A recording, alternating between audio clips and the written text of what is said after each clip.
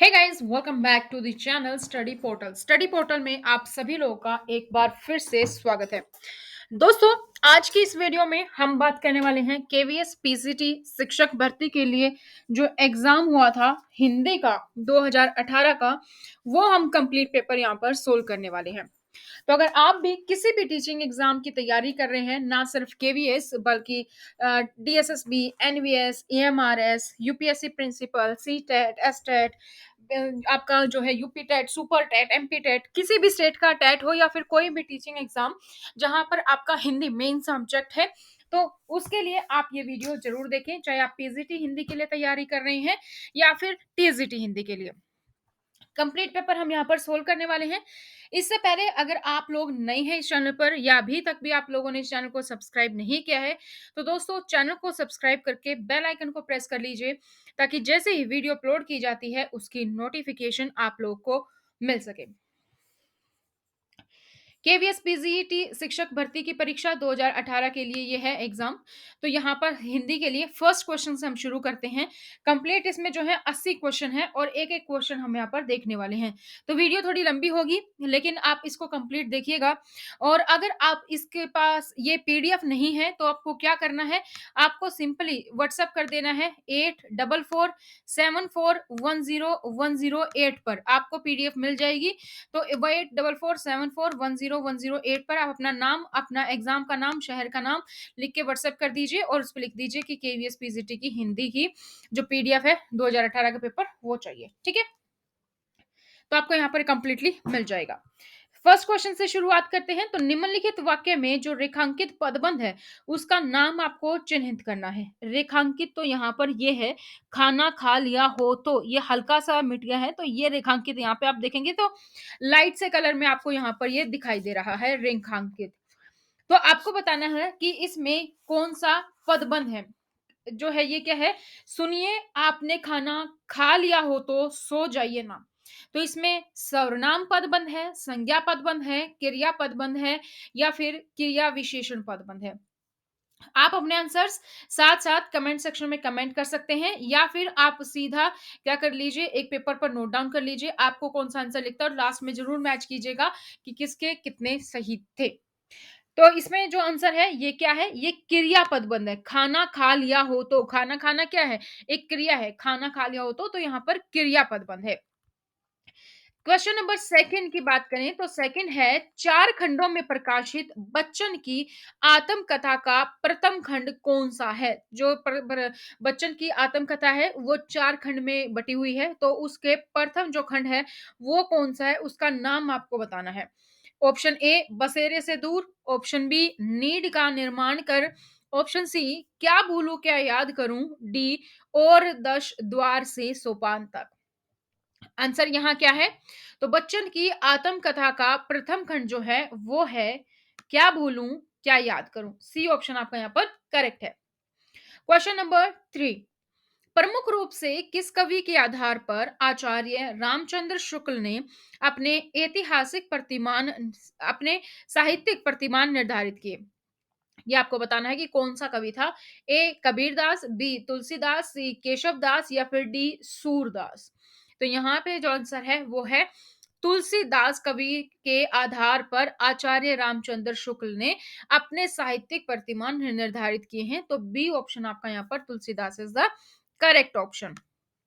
Fourth question क्या है, निम्नलिखित पुस्तकों में से लक्ष्मीकांत वर्मा की लिखी पुस्तक कौन सी है। लक्ष्मीकांत वर्मा ने जो पुस्तक लिखी है वो आपको बताना है। ऑप्शन ए कविता के नए प्रतिमान, ऑप्शन बी नई कविता के प्रतिमान, ऑप्शन सी नई कविता स्वरूप और समस्याएं या फिर ऑप्शन डी कविता से साक्षात्कार। कौन सा ऑप्शन आपको करेक्ट लगता है यहाँ पर, तो यहाँ पर जो ऑप्शन करेक्ट है दोस्तों वो है आपका ऑप्शन बी नई कविता के प्रतिमान, जो है यहाँ पर करेक्ट आंसर है। क्वेश्चन नंबर फाइव, अकाल पुरुष गांधी शीर्षक से महात्मा गांधी के जीवन के माध्यम से नए धर्म की अवधारणा को किस साहित्यकार ने साकार किया। क्वेश्चन एक बार फिर से, अकाल पुरुष गांधी शीर्षक से महात्मा गांधी के जीवन के माध्यम से नए धर्म की अवधारणा को किस साहित्यकार ने साकार किया। ए विष्णु प्रभाकर, बी गिरिराज किशोर, सी विलास रामविलास शर्मा और डी जैनेन्द्र कुमार। तो इसका जो राइट ऑप्शन है दोस्तों वो आएगा option D, Jainendra Kumar is the right answer. D option, Jainendra Kumar जो है वो आपका यहाँ पर राइट आंसर है। ठीक है। अब हम बात करते हैं कि अगर आप घर बैठ के भी तैयारी कर रहे हैं किसी भी एग्जाम की, तो ये हेल्पलाइन नंबर जो आपको ऊपर दिखाई दे रहा है, इस नंबर पर आप हमें व्हाट्सएप कर सकते हैं और घर बैठे आप स्टडी मटेरियल ऑर्डर कर सकते हैं किसी भी कॉम्पिटिटिव टीचिंग एग्जाम की, स्पेशली किसी भी स्टेट का टेट हो, सी टेट हो, या फिर कोई भी आपका recruitment exam, KVS, NVS, EMRS, DSSB, आपका यूजीसी नेट या फिर यूपीएससी प्रिंसिपल, तो हर एक लेवल के एग्जाम के नोट्स हम आपको कोरियर के माध्यम से पहुंचाते हैं। तो अगर आप तैयारी कर रहे हैं तो 8447410108 इस नंबर पर आप हमें कांटेक्ट कर सकते हैं। ये नंबर आपको नीचे डिस्क्रिप्शन बॉक्स में मिल जाएगा, और अगर आप किसी सब्जेक्ट की पीडीएफ चाहते हैं तो नीचे डिस्क्रिप्शन बॉक्स में लिंक है, वहां से आप डाउनलोड भी कर सकते हैं। अगला question, question number 6, Ramdhari Singh Dinkar को ज्ञानपीठ पुरस्कार किस रचना पर दिया गया? रामधारी सिंह दिनकर जो हैं उनको ज्ञानपीठ पुरस्कार मिला था, तो किस रचना पर मिला था वो आपको बताना है। ए उर्वशी, बी रेणुका, सी कुरुक्षेत्र, डी हुकार। कौन सा ऑप्शन आएगा यहाँ पर? तो रामधारी सिंह दिनकर को ज्ञानपीठ पुरस्कार जो मिला था वो मिला था उर्वशी के लिए। ऑप्शन ए आपका यहाँ पर करेक्ट है। नेक्स्ट क्वेश्चन, निम्नलिखित पुस्तकों में से किसकी भूमिका को छायावाद का घोषणा पत्र कहा जाता है? किसकी भूमिका को छायावाद का घोषणा पत्र कहा जाता है, ये आपको बताना है। अनामिका, पल्लव, परिमल या फिर कामायनी। तो इसका जो राइट ऑप्शन आएगा, पल्लव पुस्तकों जो है पल्लव, तो पल्लव पुस्तकों में से भूमिका को जो है पल्लव भूमिका को छायावाद का घोषणा पत्र कहा जाता है। जो निम्न ऑप्शन है उसमें से पल्लव ऑप्शन करेक्ट है आपका, ऑप्शन बी। क्वेश्चन नंबर 8, पड़ोस की खुशबू यात्रा व्रत के लेखक कौन है? पड़ोस की खुशबू ये यात्रा व्रत है, इसके लेखक आपको बताना है कौन है। ए नरेश मेहता, बी रामदरस मिश्र, सी नासिरा शर्मा, डी शिव प्रसाद सिंह। कौन सा ऑप्शन करेक्ट आएगा? तो पड़ोस की खुशबू जो यात्रा व्रत है इसके लेखक जो है वो है दोस्तों राम दरस मिश्र। ऑप्शन बी आपका यहाँ पर करेक्ट है। क्वेश्चन नंबर 9, हम तो सारा सारा लेंगे जीवन, कम से कम वाली बात ना हमसे कहिए। हम तो सारा सारा लेंगे जीवन, कम से कम वाली बात ना हमसे कहिए। ये जो काव्य पंक्तियां हैं आपको बताना है कि इसके कवि कौन है। ऑप्शन ए आगे, बी सर्वेश्वर दयाल सक्सेना, सी रघुवीर सहाय या फिर डी मुक्ति बोध। तो कौन है इनके कवि? हम तो सारा सारा लेंगे जीवन, कम से कम वाली बात ना हमसे कहिए। तो ऑप्शन सी यहाँ पर आपका करेक्ट है, रघुवीर सहाय। ऑप्शन सी रघुवीर साहे जो है आपका यहाँ पर ऑप्शन करेक्ट है। नेक्स्ट क्वेश्चन, क्वेश्चन नंबर 10, अपभ्रंश अपभ्रंश को पुरानी हिंदी सर्वप्रथम किसने कहा है? अपभ्रंश जो है उसको पुरानी हिंदी सर्वप्रथम किसने कहा है? जॉर्ज ग्रियर्सन, चंद्रधर शर्मा गुलेरी, रामचंद्र शुक्ल या फिर राहुल सांकृत्यानंद।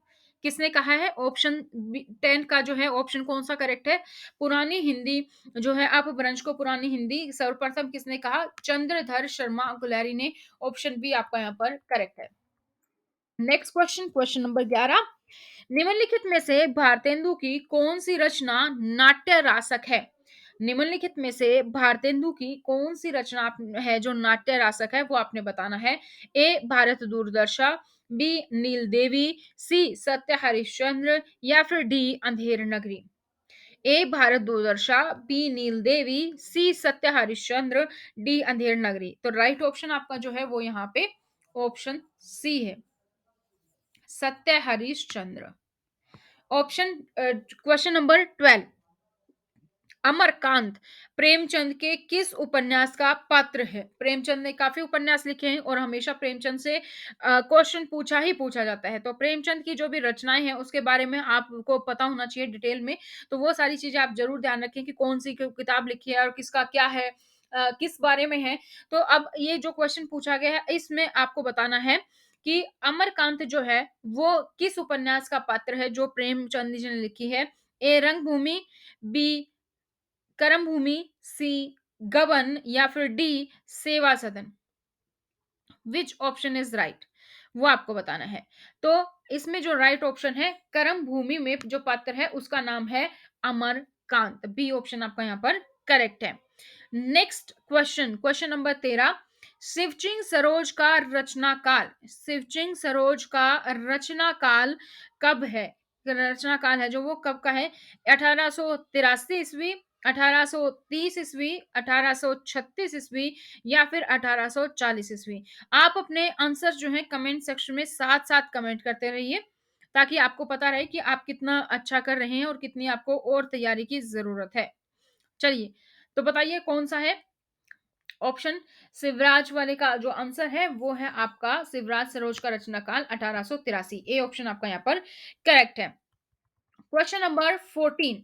निम्नलिखित में से कुतुबन की रचना है, निम्नलिखित में से कुतुबन की रचना है चित्रावली, मधुमालती, मृगावती या फिर आखिरी सलाम? तो यहाँ पे कुतुबन की रचना जो है ऑप्शन सी मृगावती जो है वो कुतुबन की रचना है। ठीक है। Next question 15। निम्नलिखित में से कौन सी रचना कवि देव की नहीं है? आपको बताना है कि कौन सी रचना है जो कवि देव की नहीं है। भाव विलास, अष्टयाम, अलंकार गंगा, सुजान विनोद? कौन सा ऑप्शन आपका यहाँ पर करेक्ट है? ए, बी, सी या डी? तो कौन सी रचना कविदेव की नहीं है? ऑप्शन सी आपका यहाँ पर करेक्ट है, दैट इज अलंकार गंगा। Question number 16। नीचे दिए गए पदों में से प्रयुक्त समासों के नाम किस विकल्प में कर्मश दिए गए हैं? ये जो वर्ड दिए गए हैं इसमें कौन कौन सा समास है वो आपको बताना है कि करेक्ट ऑप्शन कौन सा है। रहा खर्च, व्यर्थ, गोला, बारूद, छुटभैया? तो इसमें आपको बताना है कि कौन सा करेक्ट है। तो रहा खर्च में क्या है? तत्पुरुष समास, व्यर्थ में अविभाव, गोला बारूद द्वंद्व और छुटभैया इज कर्मधारय। तो राइट ऑप्शन डी ऑप्शन आपका यहाँ पर करेक्ट है। Question number 17। हिंदी में समस्या नाटकों के प्रवर्तन का श्रेय किसको दिया जाता है? हिंदी में जो समस्या नाटक है उसके प्रवर्तन का श्रेय किसको दिया जाता है? लक्ष्मी नारायण मिश्र, लक्ष्मी नारायण लाल, भुवनेश्वर प्रसाद और मोहन राकेश? विच ऑप्शन इज करेक्ट? हिंदी में समस्या नाटकों के प्रवर्तन का श्रेय दिया जाता है ऑप्शन ए लक्ष्मी नारायण मिश्र जी को। नेक्स्ट क्वेश्चन है छीनी पितंबर कम्मर तेसु विदा दई मिड़ी कपोलन रोरी, नैन नचाए कहीं मुस्काए लला फिर आइयो खेलन होरी? एक बार फिर से लाइंस देख लेते हैं। छीनी पितंबर कम्मर तेसु विदा दई मीड़ी कपोलन रोरी, नैन नचाए कहीं मुस्काए लला फिर आइयो खेलन होरी? अब इस पे बेस क्वेश्चन देख लेते हैं कि ये जो काव्य पंक्तियां हैं इनके रचयिता आपको बताना है कौन है। घनानंद ठाकुर, पद्माकर या फिर मतीराम? तो राइट ऑप्शन जो आपका यहां पर है दोस्तों वो क्या है?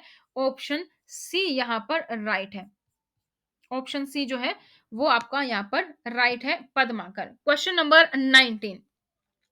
जिंदगी और जोक किसका कहानी संग्रह है? जिंदगी और जोक एक कहानी संग्रह, ये बताना है आपने किसका है। मोहन राकेश, कमलेश्वर, अमरकांत या फिर धर्मवीर भारती? राइट ऑप्शन यहां पर क्या है आपका? Amarkant. Option C is correct. Next question 20वां। मैथिली शरण गुप्त की निम्नलिखित रचनाओं में से कौन सी अनुदित है, मौलिक नहीं है? मैथिली शरण गुप्त की जो रचनाएं हैं उसमें से आपने बताना है कि कौन सी अनुदित है, मौलिक नहीं है।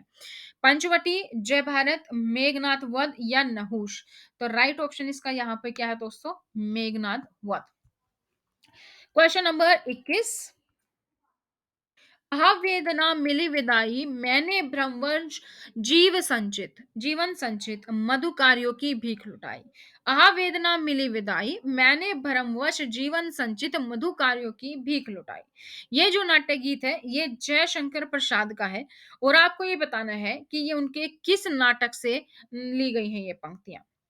विशाख, कामना, स्कंदगुप्त, ध्रुव स्वामिनी? तो राइट ऑप्शन यहाँ पे क्या आ जाएगा आपका? ऑप्शन सी, ये स्कंदगुप्त की लाइनें हैं। ठीक है, ऑप्शन सी। Next question. मुक्ति बोध का ब्रह्म राक्षस किसका प्रतिनिधि है? मुक्ति बोध का जो ब्रह्म राक्षस है वो किसका प्रतिनिधि है? बुद्धिजीवी, पूंजीपति, निम्न वर्ग या फिर सर्वहारा वर्ग? राइट ऑप्शन आपका यहाँ पर क्या है? ए ऑप्शन बुद्धिजीवी इज द राइट आंसर।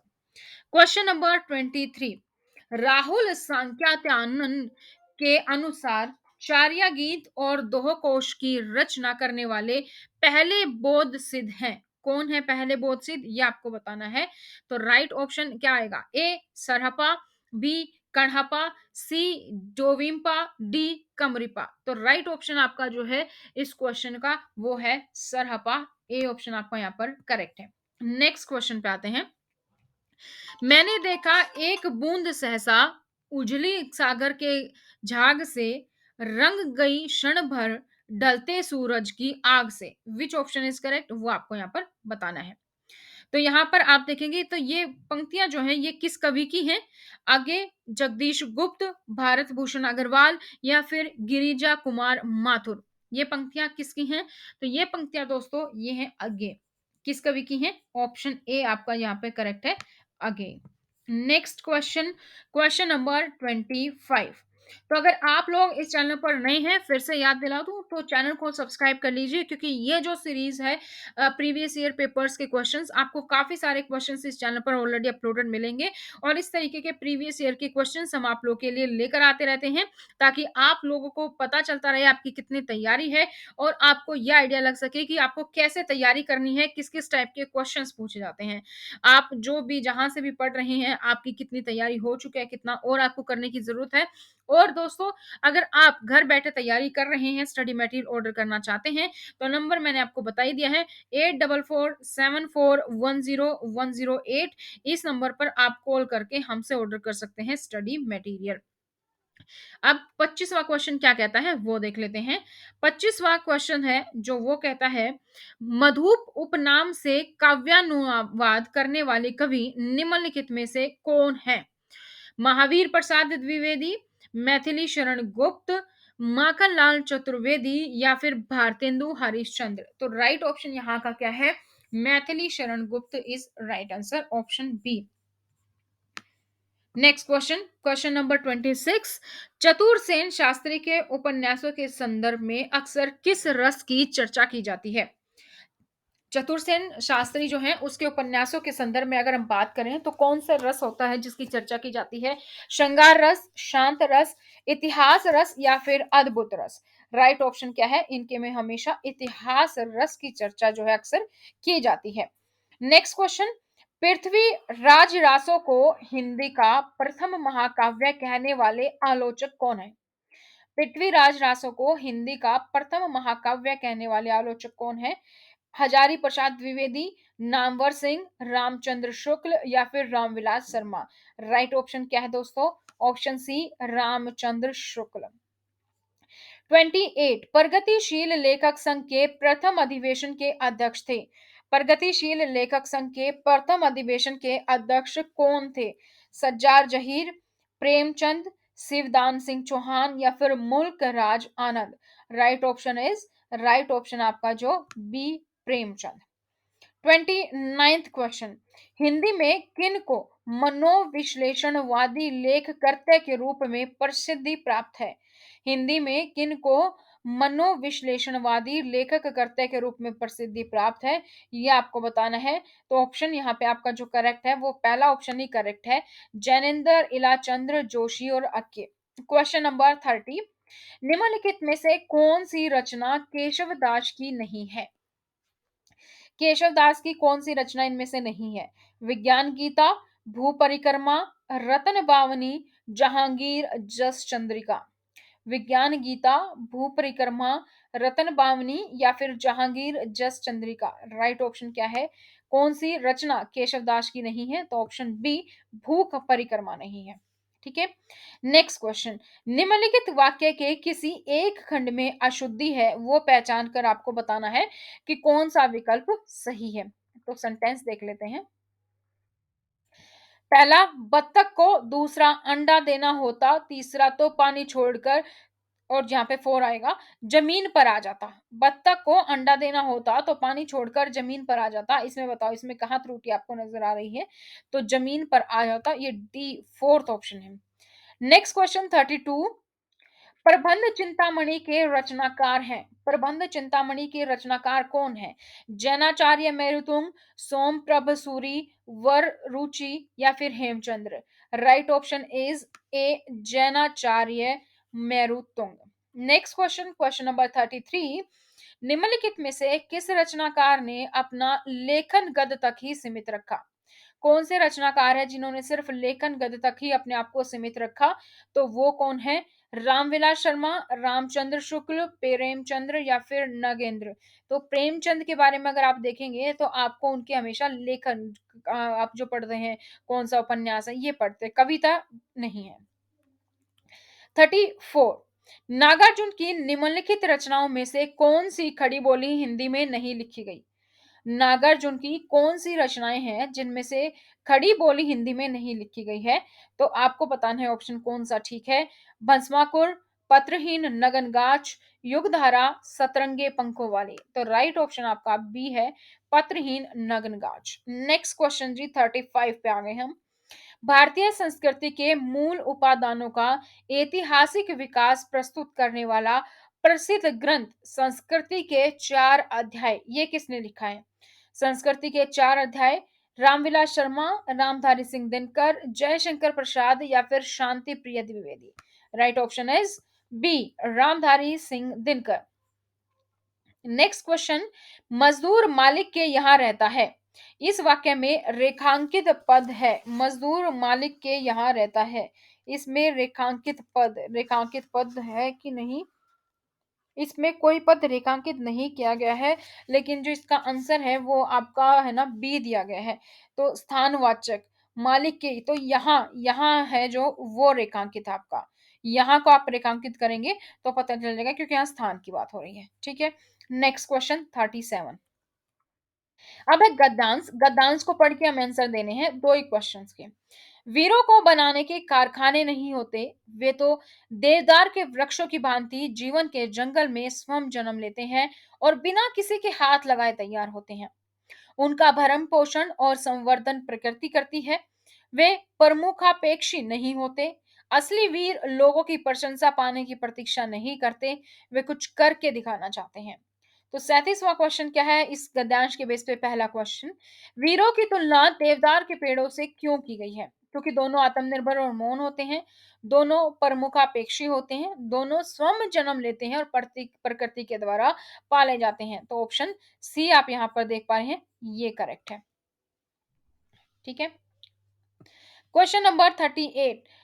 परमुखापेक्षी शब्द का अर्थ आपको बताना है। जो परमुखापेक्षी है ऊपर, उसका शब्द का अर्थ क्या है? दूसरों का मुंह ताकने वाला, दूसरों को चाहने वाला, दूसरों की अपेक्षा सुंदर या फिर दूसरों से सहायता चाहने वाला। तो ये है, दूसरों से सहायता चाहने वाले को परमुखापेक्षी कहते हैं। पर दूसरा मुख, मतलब किसी मुख से अपेक्षा करना मतलब सहायता चाहना। 39। निम्नलिखित वाक्य अर्थ की दृष्टि से किस भेद के अंतर्गत आएगा? वाक्य की दृष्टि से आपको बताना कौन सा भेद है। मुझे तोड़ लेना वनमाली, उस पथ पर तुम देना फेंक। मुझे तोड़ लेना वनमाली, उस पथ पर तुम मुझे देना फेंक।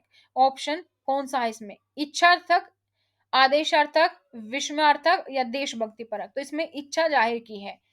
ठीक है, तो ए ऑप्शन इच्छार्थक। क्वेश्चन नंबर 40 और 41 अब आपको काव्य पंक्तियों के द्वारा पढ़कर देनी है।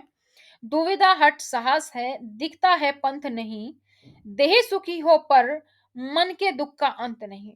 दुख है ना चांद खिला शरत रात आने पर, क्या हुआ जो खिला फूल रस वसंत जाने पर। जो न मिला भूल उसे कर तू भविष्य वरण, छाया मत छूना मन होगा दुख दूना।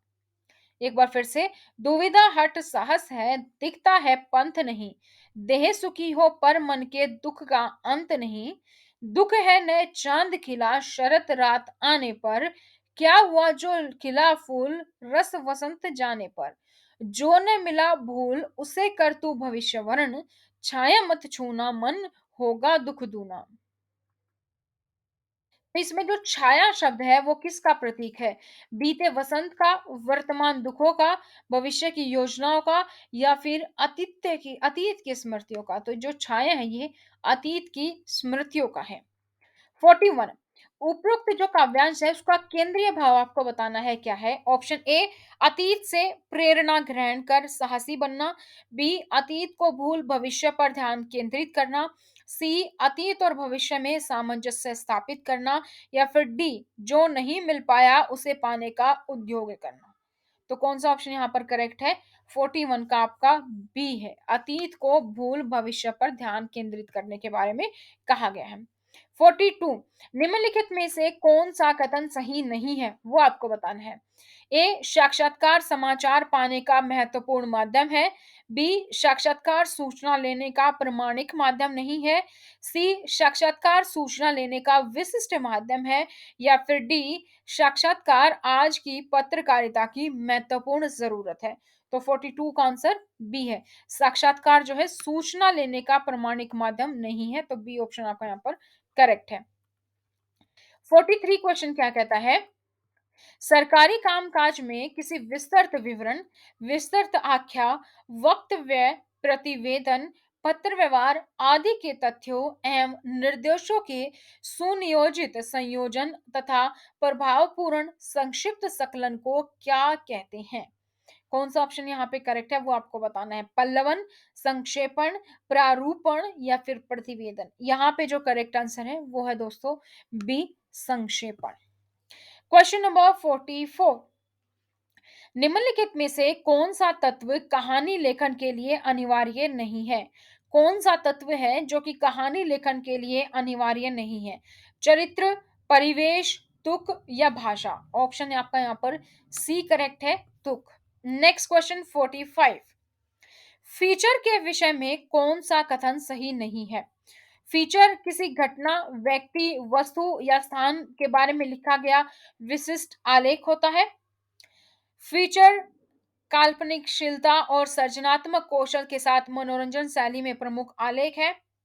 या फिर फीचर समाचार मूलक भी हो सकता है और विशिष्ट व्यक्तियों, ऐतिहासिक स्मारकों, त्योहारों, मेलों और प्राकृतिक आपदाओं आदि पर लिखा जा सकता है।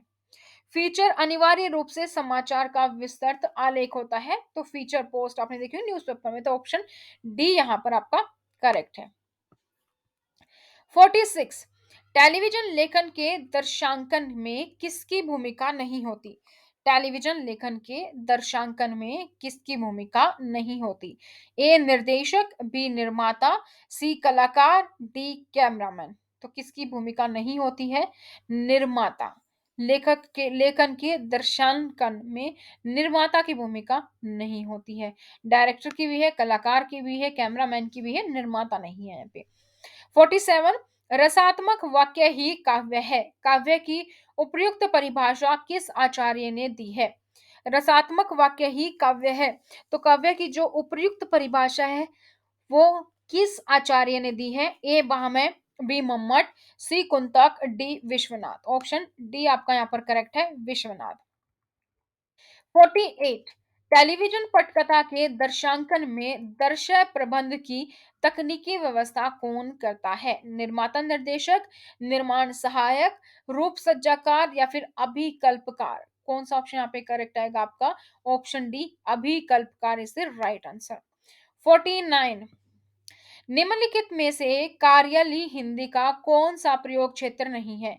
निम्नलिखित में से कार्याली जो है हिंदी का कौन सा प्रमुख क्षेत्र नहीं है? तो आंसर आपका कौन सा आएगा? रचनात्मक लेखन। ऑप्शन बी इज करेक्ट है। वर्णों में संधि हो जाने से नई वाक्य रचना होती है, नया स्वर बनता है, नया वर्ण प्रयुक्त होता है या फिर नई ध्वनि बनती है। कौन सा ऑप्शन करेक्ट आएगा? तो ऑप्शन यहाँ पे है वर्ण में अगर संधि होगी तो नई ध्वनि बनती है। बी और डी ऑप्शन आपका यहाँ पर करेक्ट है।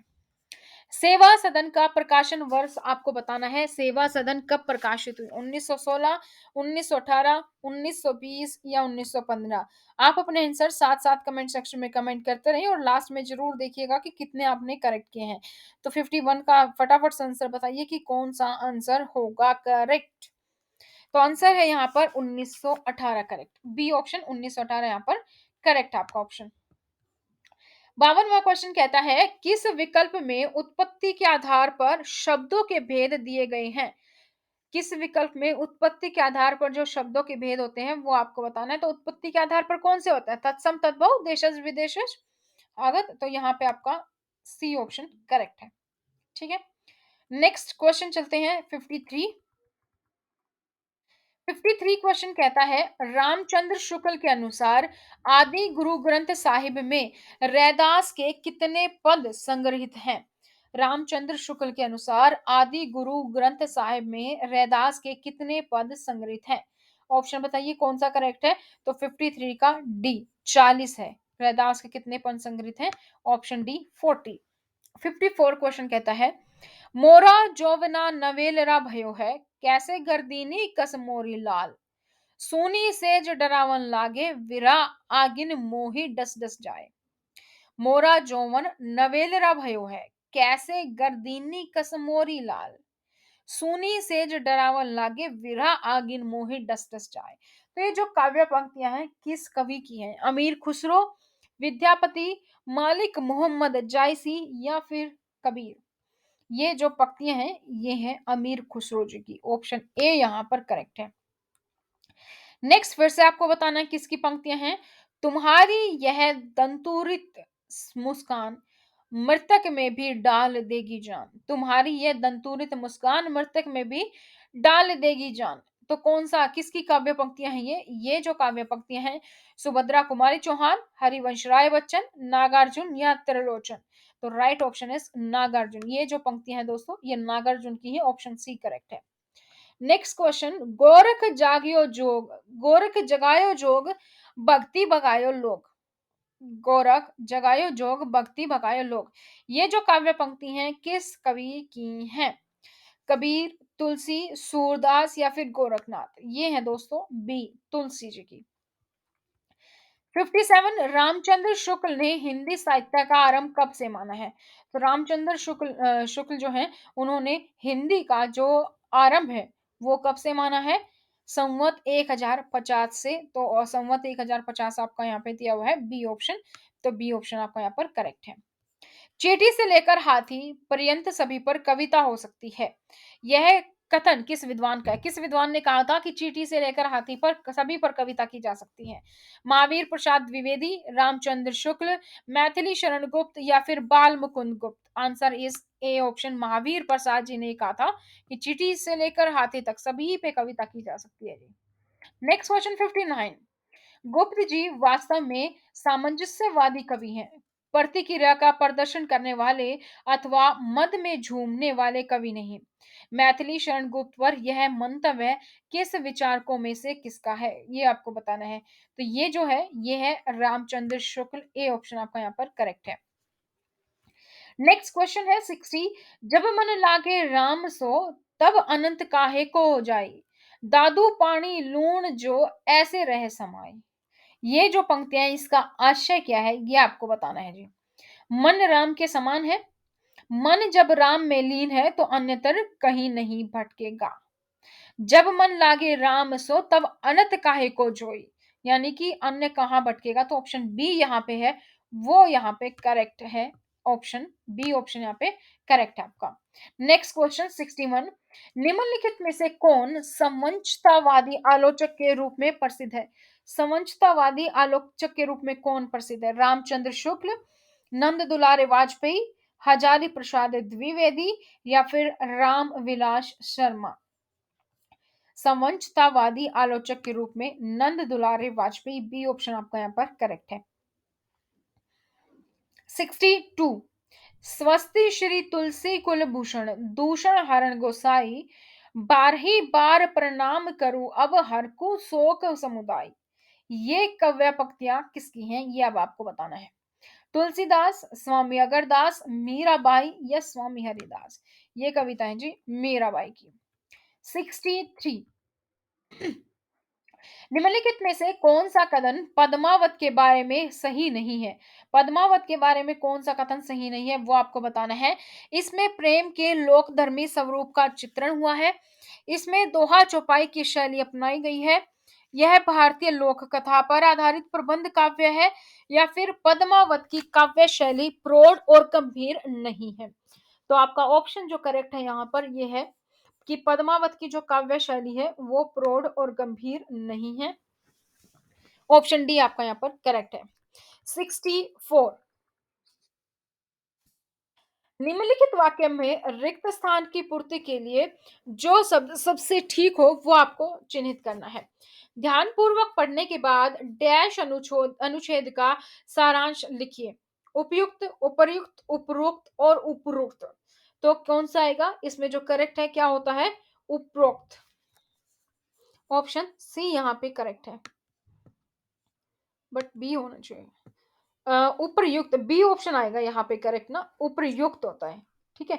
65, चौपाई छंद के बारे में कौन सा कथन उपयुक्त है? चौपाई छंद के बारे में कौन सा कथन है जो वो उपयुक्त है, वो आपको यहाँ पर बताना है। तो प्रत्येक चरण में 16 मात्राएं, अंत में वगण नहीं। प्रत्येक चरण में 18 मात्राएं, अंत में जगण और तगण। प्रत्येक चरण में 16 मात्राएं और अंत में जगण और तगण, या फिर प्रत्येक चरण में 18 मात्राएं और अंत में लघु और गुरु नहीं। इसमें आप बताइए कि कौन सा है?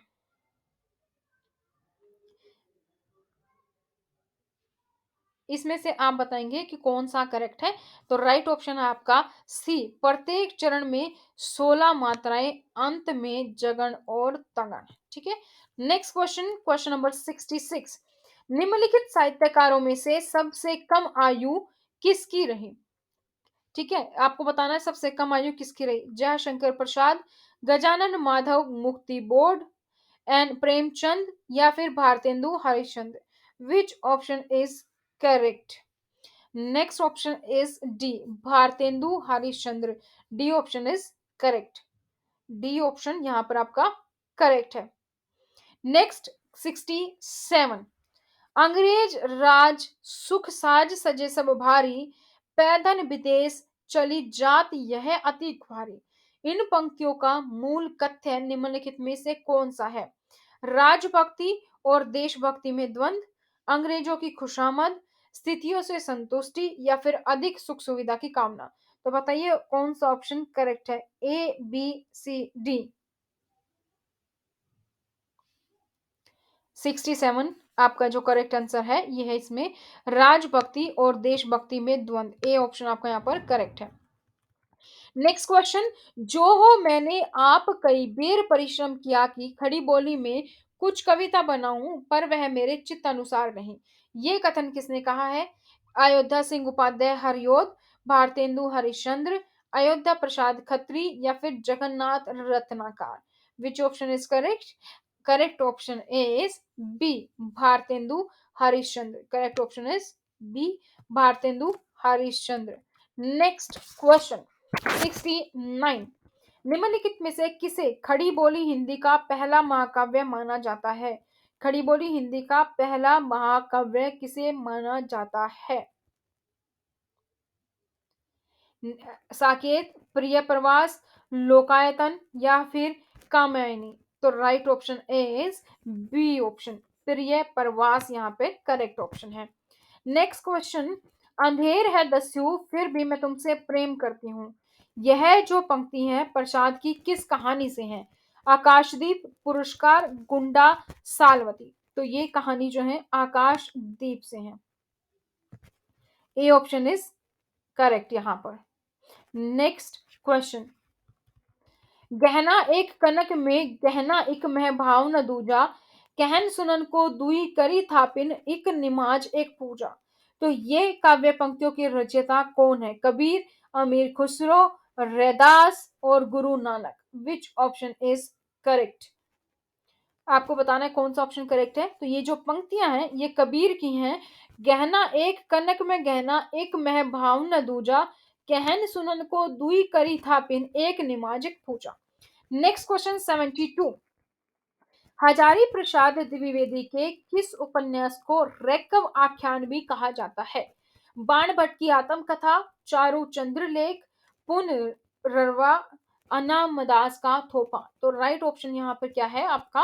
अनामदास का पोथा, ये है राइट आंसर। नेक्स्ट 73, कट गुलाब की रचनाकार है। कट गुलाब के रचनाकार जो है वो कौन है वो आपको यहाँ पर बताना है। Manjul Bhagat, Mridula Garg, Mamta Kalia, Mannu Bhandari. Which option is correct? यहाँ पर आपको बताना कौन सा ऑप्शन करेक्ट है। राइट ऑप्शन इज 73 का आपका जो है B option is correct. Mridula Garg is the right answer. Mridula Garg is the right answer. Next question जो है यहां पर आपको बताना है 74। डॉक्टर प्रशांत फणीश्वर नाथ रेणु की किस रचना का पात्र है? परती परिकथा, कितने चौराहे, दीर्घ पता या फिर Maila Anchal? Which option is correct? आप बताइए कि कौन सा ऑप्शन यहाँ पर करेक्ट है। तो यहाँ पर जो करेक्ट आंसर है आपका D option Maila Anchal is the right answer. Next question की बात करें अगर हम, निम्नलिखित काव्य पंक्तियों में जो निहित रस है उसकी पहचान आपको बतानी है। उसकी पहचान आपको बतानी है तो वो आप बताइए। प्रचंड रोग है प्रकट भोग, संयोग मात्र भावी वियोग, हा लाभ मोह में लीन लोग भूले हैं अपना अपरिणाम, ओ क्षण भंगुर भाव राम राम। ये आपको ये जो पंक्तियां हैं ये आपको क्या बताना है इसमें? इसमें आपको बताना है, एक सेकेंड, क्वेश्चन क्या है? काव्य पंक्तियों में निहित रस आपको बताना है। तो रस आप बताइए किसमें कौन सा है? ए शांत, बी श्रृंगार, सी करुण या डी भक्ति? वो आप बताइए कि कौन सा ऑप्शन करेक्ट है यहाँ पर। करेक्ट ऑप्शन बताइए कि कौन सा है यहाँ पर। तो राइट ऑप्शन यहां पर है आपका सी, करुण is the right answer. Option C, करुण इज राइट आंसर। 76। हिंदी साहित्य के आलोचनात्मक इतिहास के रचनाकार हैं रामशंकर शुक्ल रसाल, गणपति चंद्र गुप्त, बच्चन सिंह या फिर राम कुमार वर्मा? करेक्ट ऑप्शन जो यहाँ पर है दोस्तों वो है आपका 76 का D, Ram Kumar Verma is the correct answer. Next question 77। निबंध को गद्य का निकष किस आलोचक ने माना है? निबंध को गद्य का निकष किस आलोचक ने माना है? हजारी प्रसाद द्विवेदी, रामचंद्र शुक्ल, महावीर प्रसाद द्विवेदी या फिर Shyam Sundar Das? Which option is correct? Right option is 77 का आपका B, Ramchandra Shukla is the correct answer. Next question 78। Three more questions और हियर। अगर अभी तक भी आप लोगों ने चैनल को सब्सक्राइब नहीं किया है तो चैनल को सब्सक्राइब करें, बेल आइकन को प्रेस कर लीजिए ताकि ऐसे ही आपको वीडियो की अपडेट मिलती रहे। और इसके अलावा आपको क्या करना है, वीडियो को लाइक और शेयर करना नहीं भूलना अपने दोस्तों के साथ। सुनकर क्या तुम भला करोगे मेरी भोली आत्मकथा, अभी समय भी नहीं थकी सोई है मेरी मौन व्यथा? ये जो काव्य पंक्तियां हैं ये किसने लिखी हैं ये आपको बताना है। जयशंकर प्रसाद, महादेवी वर्मा, नरेंद्र शर्मा या फिर सूर्यकांत त्रिपाठी निराला? इसका ऑप्शन आपका ए इज करेक्ट। नेक्स्ट क्वेश्चन, पुष्टि मार्ग का परिवर्तन किसने किया था? पुष्टि मार्ग का परिवर्तन किसने किया था? सूरदास, वल्लभाचार्य, माधवाचार्य या फिर रामानुजनाचार्य? तो right option is Vallabhacharya, B option is correct. और लास्ट क्वेश्चन है, मेरे चपल यौवन बाल, आंचल अचल में पड़ा सो मचल कर मतल साल? ये काव्य पंक्तियां किसके द्वारा रचित हैं? महादेवी वर्मा, मैथिली शरण गुप्त, सुमित्रानंद पंत या फिर Jaishankar Prasad? Right option is आपका B option, Maithili Sharan Gupt is the right answer. तो ये था दोस्तों आपका केवीएस का पीजीटी हिंदी का पेपर 2018 का जो था। इसी तरीके से और प्रीवियस ईयर के पेपर्स आप लोग के लिए लेकर आते रहेंगे। वीडियो कैसी लगी कमेंट सेक्शन में कमेंट करके जरूर बताइएगा। ये पीडीएफ पाना चाहते हैं, नहीं है आपके पास ये पेपर, तो आपको क्या करना है, 8447410108 इस नंबर पर आप हमें व्हाट्सएप कर देंगे। ये नंबर आपको नीचे डिस्क्रिप्शन बॉक्स में भी मिल जाएगा।